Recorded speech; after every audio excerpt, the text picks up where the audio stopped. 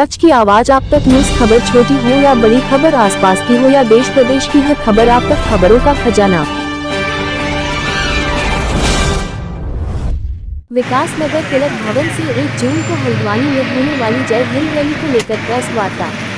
भारतीय राष्ट्रीय कांग्रेस के द्वारा देश भर में 16 जगह पर निकाली जा रही जय हिंद रैली उत्तराखंड के हल्द्वानी में भी निकाली जाएगी शौर्य यात्रा, जिसको लेकर पीसीसी सदस्य संजय जैन ने की प्रेस वार्ता।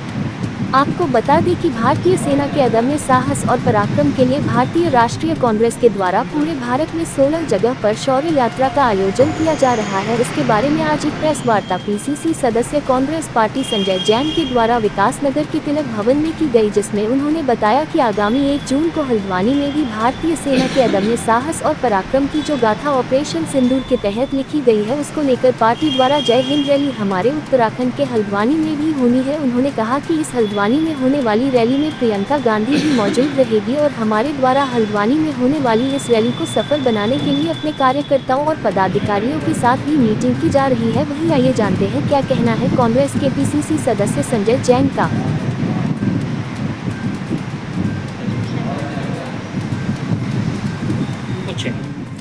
देखिए, आज से ठीक 1 माह पहले 22 अप्रैल को जम्मू कश्मीर के पहलगाम में जो आतंकी हमला हुआ, जिसमें कि हमारे कई सैलानी मारे गए, उस सिलसिले में जो भारतीय सेना ने ऑपरेशन सिंदूर लॉन्च किया और हमारे सैनिकों के अदम्य साहस और शौर्य की गाथा जो उन्होंने लिखी और सफलतापूर्वक बिल्कुल प्रिसाइज ढंग से टारगेट करते हुए उन्होंने जिस ऑपरेशन को अंजाम दिया, उस सेनाओं के साहस को, शौर्य को नमन करने के लिए भारतीय राष्ट्रीय कांग्रेस ने निर्णय लिया है कि देश भर में 16 जगह प्रमुख नगरों में रैलियां आयोजित की जाएंगी, जिनको हम जय हिंद रैली के नाम से जान रहे हैं। और इसी क्रम में एक रैली आगामी 1 जून को उत्तराखंड के हल्द्वानी में आयोजित होने जा रही है।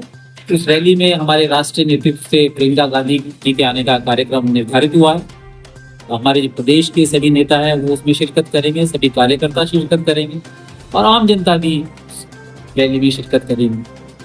और ये रैली मुख्य रूप से हमारे सेनाओं का जो साहस और पराक्रम, जिस साइज ढंग से उन्होंने पाकिस्तान स्थित चाहे बहावलपुर हो या मुरीद के में जो उन्होंने हमला करके प्रिसाइज ढंग से ध्वस्त किए हैं आतंकवादी कैंप, उस जज्बे को, उस शौर्य को नमन करने के लिए भारतीय राष्ट्रीय कांग्रेस ये रैलियां आयोजित कर रही है।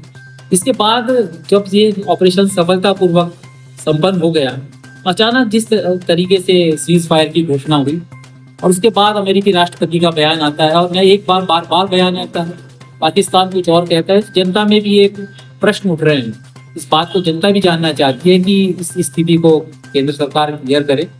तो ये भी कांग्रेस जन भावनाओं के अनुरूप हम जानना चाहती है कि भाई जो आपने किया है उसको आप क्लैरिफाई करें। तो लेकिन मुख्य रूप से ये जो रैली आयोजित की जा रही है, इन मुद्दों के साथ जो मुख्य उसका बिंदु है वो हमारे सेनाओं के साहस को प्रणाम करना है, नमन करना है।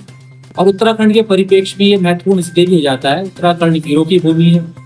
हमारे जितनी भी लड़ाइयाँ आज तक हिंदुस्तान ने लड़ी, चाहे 1962 की लड़ाई हो, 1965 की लड़ाई हो, 71 की लड़ाई, या हमारा कारगिल का जो अभियान था, और या श्रीलंका में जो IPKF गई, उसमें उत्तराखंड के सैनिकों का विशेष योगदान रहा।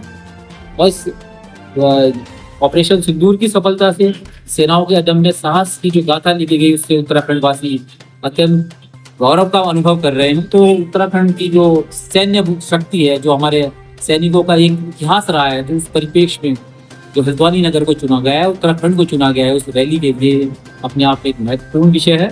इसीलिए हमारे कांग्रेस के कार्यकर्ता पूरे प्रदेश से, कुमाऊं से, गढ़वाल से, हरिद्वार से, सभी जगह बैठ के आयोजित करके इस रैली में शिरकत करने की योजनाएं बना रहे हैं। और उसी क्रम में आज विकास नगर के इस ऐतिहासिक तिलक हॉल में भी पछवादनी क्षेत्र के कांग्रेस कार्यकर्ता जुटे हैं और आगामी 1 जून को हल्द्वानी में होने वाली रैली की तैयारियों के सिलसिले में चर्चा है। जी सर, जैसे